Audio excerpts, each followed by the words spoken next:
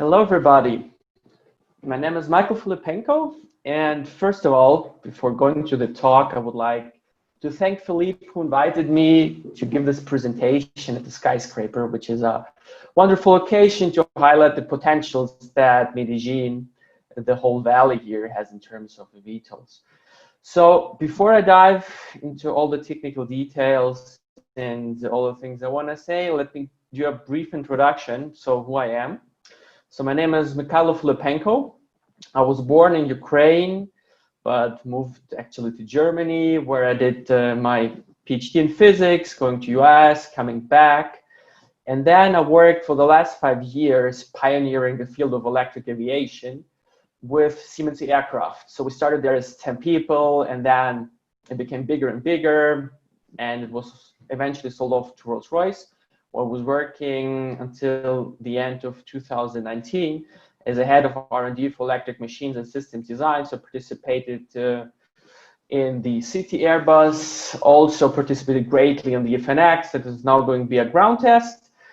And yes, in 2020, I decided to take a sabbatical to focus on what is my hobby, handstand acrobatics. And due to the Corona crisis, I think everybody planned this year differently than it was. Planned to be in Spain, but eventually it brought me to Medellin. And this is actually what eventually brought me to do this kind of research and this presentation I'm going to present. So I guess a lot of people who are watching this now have never been to Colombia. And, I think we in Europe or maybe in US have kind of this topography concept of Europe and of US and thinking, okay, urban air mobility, about the top typical challenges like space, infrastructure, where to build it, and so on and so on. But now, that I've been to Colombia, I've came here with all this urban air mobility options in my mind, I realized that Colombia in terms of topography is quite different. So most people in Colombia, the most populated parts, are inside these really high hills. And albeit they're these big crowded cities like Bogota, Cali, Medellin, the population density around it is very low. So if you look how the cities are built and how all the area around it, you see that, okay, you have a lot of the skyscrapers. Down you can see a photo of Medellin. But in the suburban areas, on the other hand side, you have space, space, and space. You can't just drive to this beautiful countryside here and you have nothing but a couple of fincas. This is what the countryside houses in Colombia called, and a lot of space. So if you look into this into a point of view from an urban planner, from point of view of somebody who wants to build an infrastructure, sees vertiports, right? You have space on the skyscrapers, and you have space to build a lot of private vertiports. I mean, the abundant space for the people who can afford it in the suburbs here. And so I thought it's actually very interesting to dive a little bit deeper and analyze in how far eVTOLs would make sense for Medellin. And this is what I'd like to present to you on the next slides. So basically what I did was to compare 3 different modes of transport. A scooter or let's say a motorcycle. Why that? Because in Colombia, you have much more motorcycles than cars. So it's a very typical mode of transportation here. Then car, and in particular an SUV. Why SUVs? Because everybody who lives around the suburbs prefers to drive an SUV because it's much easier to go up the hills here and go down. And I don't know if you've been to Russia, you know that who's bigger has the right to go. And it's sometimes true in the South American countries as well. And then, of course, on the other hand side, compare those 2 modes of transportation to the eVTOL, and decided to pick, for this comparison, a volocopter, because those types of eVTOLs, for instance, also something like a EHang, are those that are probably closest to certification and have demonstrated the most flight capability so far in different scenarios. So I decided to pick a multi-copter configuration. What you see on the bottom are some numbers that we're going to need, that are assumptions into the formulas that they used. So I just decided to put them on the slide so you can have a view, so you understand where the numbers that I'm going to present later are coming from.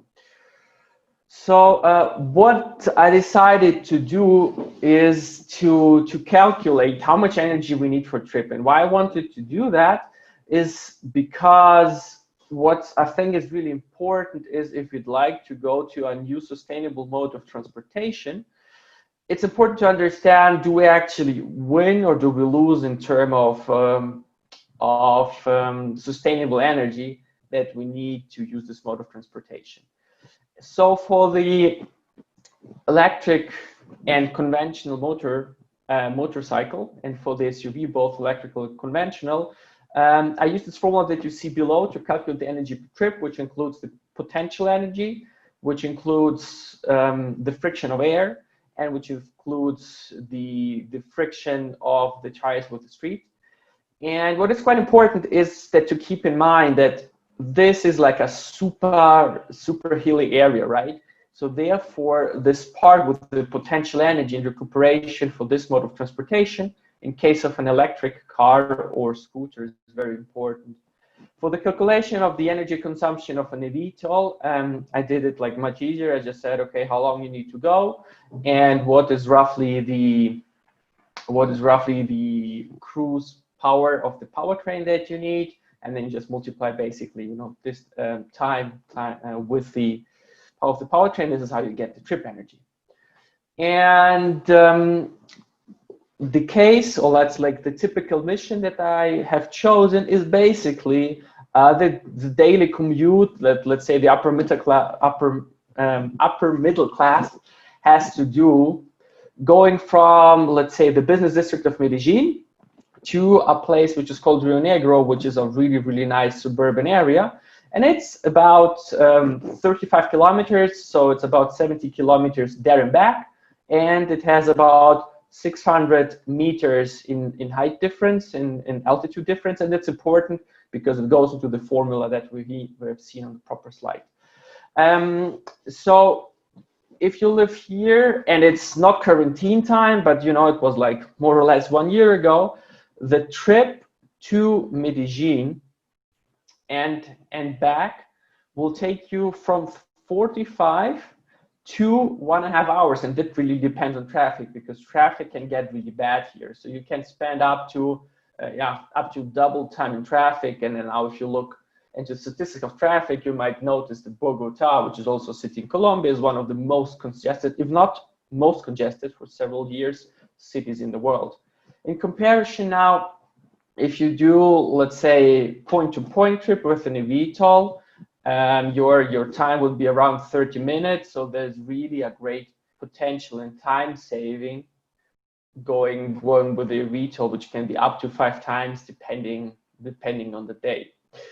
And now if we take this trip and put in the numbers, you can see in the bottom line the energy that is required. So it's about 7 kilowatt hours with a scooter. It's about 45 kilowatt hours with a car, and those are conventional scooter and cars powered with gasoline. It's about 65 kilowatt hours with the eVTOL. Now, what you can see here is that really the energy per person is roughly similar with the scooter and with the SUV, right? Because in the SUV, you can have like about 5 people going at the same time. Of course, the occupancy in practice is never that high, but in principle, bottom line is that the energy consumption per passenger, and let's say per kilometer, will be the same. Now you look at the eVTOL side, you can have like 2 people in there. But usually also in the SUV, 2 people will go on average. So now in this case, we'll say it's really comparable, right? But I think if we think about, you know, progress, and I think like going with the eVTOLs is really like, let's say, a futuristic way of going. We cannot compare an electric eVTOL to a conventional car. So now if we take electric cars and electric scooters into the picture, you see that per person, the energy consumption is much lower. So per person, an electric SUV would need, let's say, like the scooter to let's say 4 kilowatt hours for this trip, right? On the other hand side, the eVTOL, which would go if it's autonomously, then there can be two people. If you need actually somebody who flies it, there is only one person who could additionally go in the velocity that you can see. And the conclusion is like on a pure energetic kind of calculation, you see that an eVTOL requires for this trip up to 15 times more energy. And if you've read studies, for instance, about Munich, for instance, about, I don't know, other cities in Europe, you will notice that this number is significantly higher than for European cities. And why is that?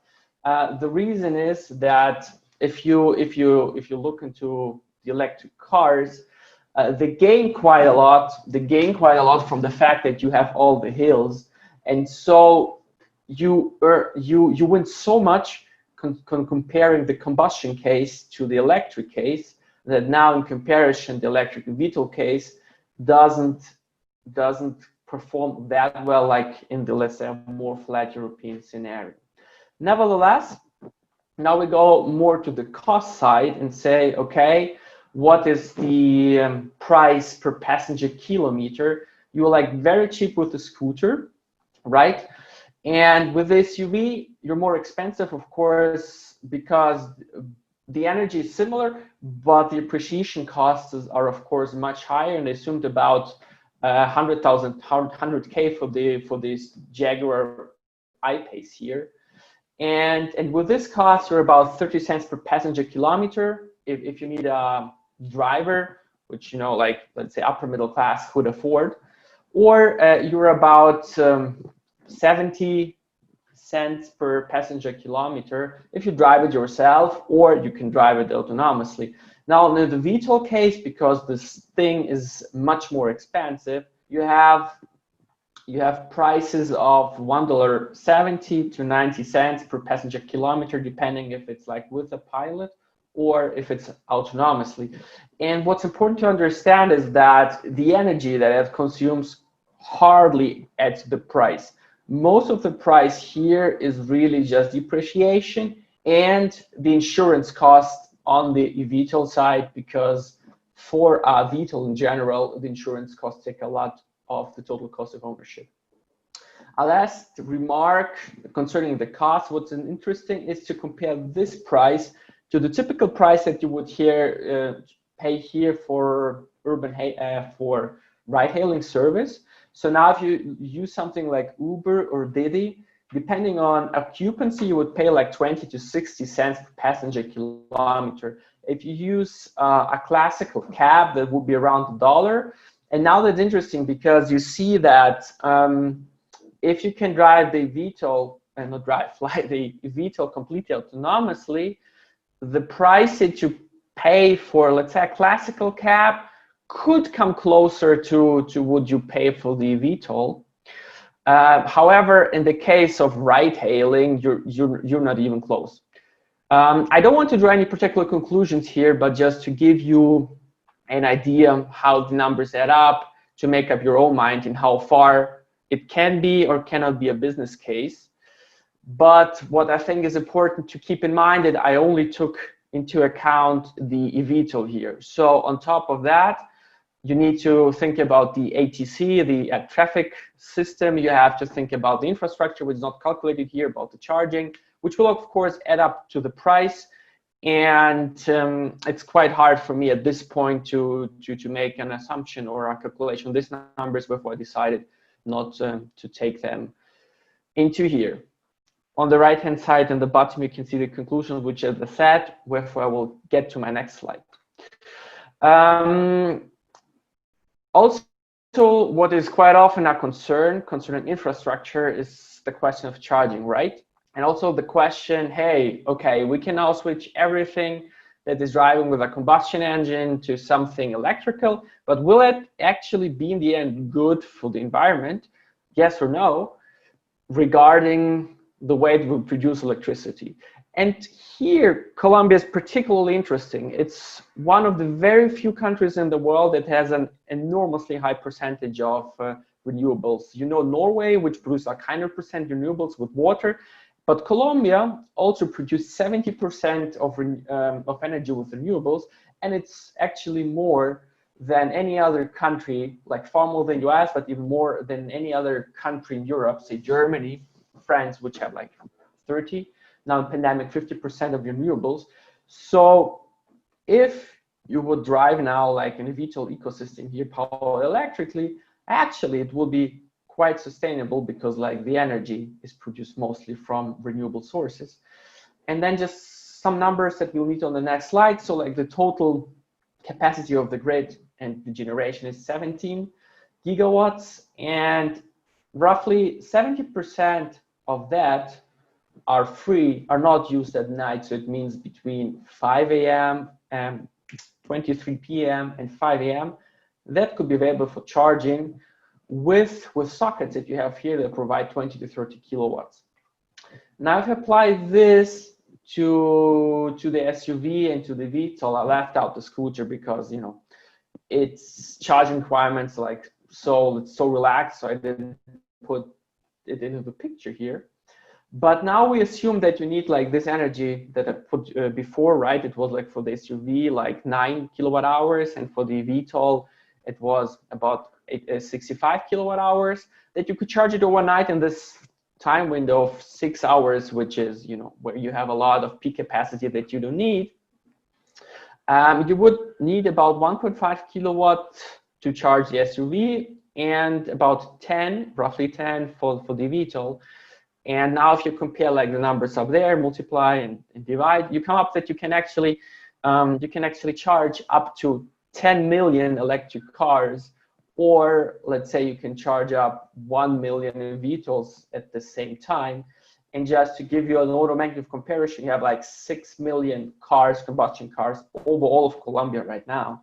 So the basic conclusion is that if we start to introduce electric cars, but also VTOLs gradually, you should have no problem with the charging infrastructure. However, and that's very important, I'm really talking about the private use of the VTOLs here. So like you don't have like this, let's say like this vertiport hubs, right, where you have like every 90 seconds like a landing that you need to recharge and so on. This would require a much bigger infrastructure in terms of charging, but really like private VTOLs, let's say for people of higher income who can really like use them and then charge them at home. And that basically brings me to my last slide and my conclusion. So looking into the topology of Medellin and all this area here, and also other cities in Colombia, I think it's a really interesting case that allows to build an interesting infrastructure for VTOLs. That's really cool. The difference in a lot of aspects from Europe, and this is what makes it special. On the energy side, the VTOLs require like 15 times more energy than, let's say, an electric SUV to do the same mission. It's a 70 kilometers mission that we looked here in the hills. The costs per kilometer passenger are about 5 times higher, but this like more or less relates linearly also to the time savings, right? So you pay like, let's say 5 times more, but you save also five times the time, right? So you need like 5 times less for the same mission. So it's kind of fair. And the last point is that looking into the charging infrastructure, I think that first, if you have privately owned VTOLs, you have sufficient capacity to do those kind of trips. And also most of this energy would be from renewable sources, so it should be also quite sustainable. And with these words, I'd like to thank you a lot. And if you have any questions, please contact me directly and I will be more than happy to answer.